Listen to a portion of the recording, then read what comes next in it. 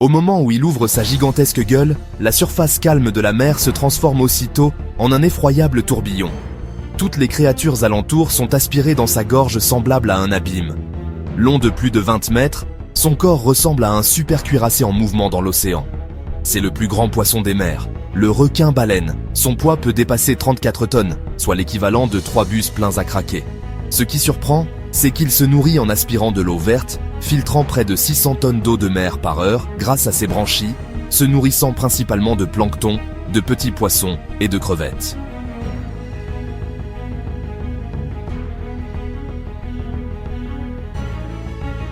Encore plus étonnant, les bancs de sardines, qui constituent pourtant une base alimentaire, semblent trouver une étrange familiarité avec lui. Elles viennent se blottir contre son dos. En réalité, elles sont pourchassées par un groupe de thons à nageoires jaunes, et les sardines considèrent le requin-baleine comme un gigantesque bouclier. Sous sa protection, les thons n'osent pas s'approcher.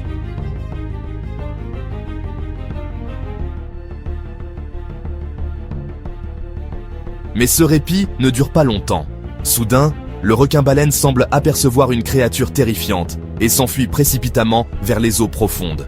Privées de protection, les sardines se font attaquer sans retenue par les thons. Contre toute attente, le requin-baleine fait brusquement demi-tour. Mais il ne revient pas pour sauver les sardines. Ouvrant sa gueule immense, il engloutit d'un seul coup le banc entier rassemblé. Il n'avait donc pas fui par peur, mais avait utilisé les thons pour regrouper les sardines afin d'avaler plus facilement une grande quantité de proie. À l'âge adulte, le requin-baleine n'a presque pas de prédateurs dans l'océan. Pourtant, il a un temps été menacé d'extinction, car sa nature trop docile l'a rendu vulnérable à la surpêche humaine.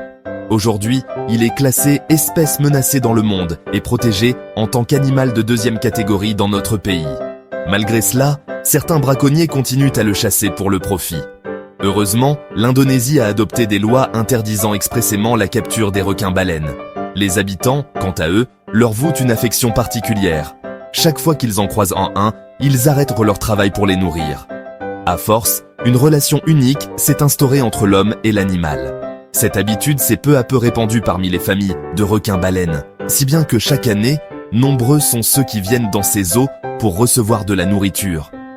Avec le temps, leur population a commencé à se reconstituer et cette mer est devenue peu à peu leur sanctuaire, un lieu de vie et de reproduction. L'histoire de cet océan n'est pas seulement celle d'un miracle de coexistence entre l'homme et le requin-baleine.